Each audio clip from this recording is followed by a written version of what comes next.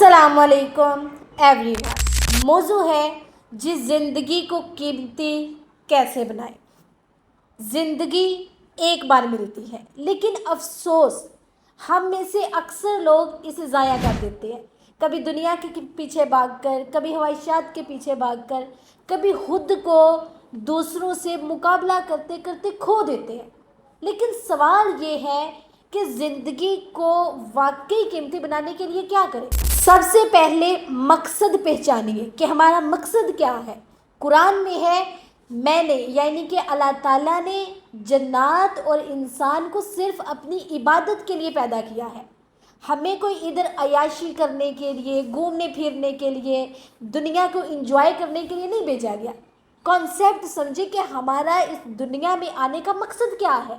میں نے جنات اور انسان کو کس لیے؟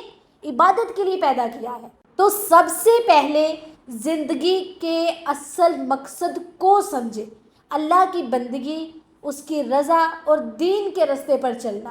اور پھر اللہ تعالیٰ کہتے ہیں کہ قسم ہے زمانے کی، بے شک انسان خسارے میں ہے۔ اللہ نے وقت کی قسم کھائی ہے کیونکہ وقت سب سے بڑی نعمت ہے۔ زندگی کی قدر کرنا ہے تو وقت کی قدر کرنا سیکھیں۔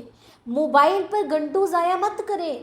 فضول دوستی، بلا وجہ کی گپ شپ، دنیاوی حسد، یہ سب نقصان کا سودا ہے۔ اور پھر اللہ تعالیٰ کہہ رہے ہیں کہ جس دن نہ مال کام آئے گا نہ بیٹے، سوائے اس کے جو اللہ کے پاس پاک دل لے کر گیا، صاف دل لے کر گیا، اس دن ہمارا کچھ کام نہیں آئے گا سوائے ایک چیز کے، اور وہ ہے ہمارا پاک دل۔ قیمتی زندگی وہ ہے جس میں حسد، بغض اور نفرت نہ ہو، بلکہ سچائی، درگزر، عاجزی اور محبت ہو۔ حدیث ہے کہ سب سے بہتر انسان وہ ہے جو دوسروں کے لیے فائدہ مند ہو۔ اپنی زندگی کو ایسا بنائیں کہ لوگ ہمارے مرنے کے بعد بھی ہمیں دعاؤں میں یاد رکھیں۔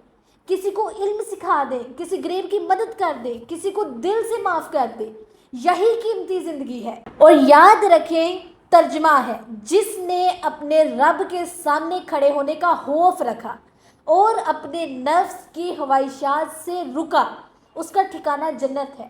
اگر آپ دنیا میں اپنے نفس پر قابو پا لو گے نا تو ہماری ساری زندگی نہ صرف قیمتی بلکہ آخرت میں کامیاب ہو جائے گی۔ عملی قدم کیا ہونا چاہیے؟ ہر دن کو آخری دن سمجھ کر جیئے۔ قرآن سے روز کچھ نہ کچھ سیکھیں۔ رات سونے سے پہلے اللہ تعالیٰ سے اپنا تعلق جوڑے، کسی کا دل مت دکھائے، خاموشی، ادب اور عاجزی کو اپنائیں، وقت ضائع مت کریں، سیکھیں، سوچیں اور آگے بڑھیں۔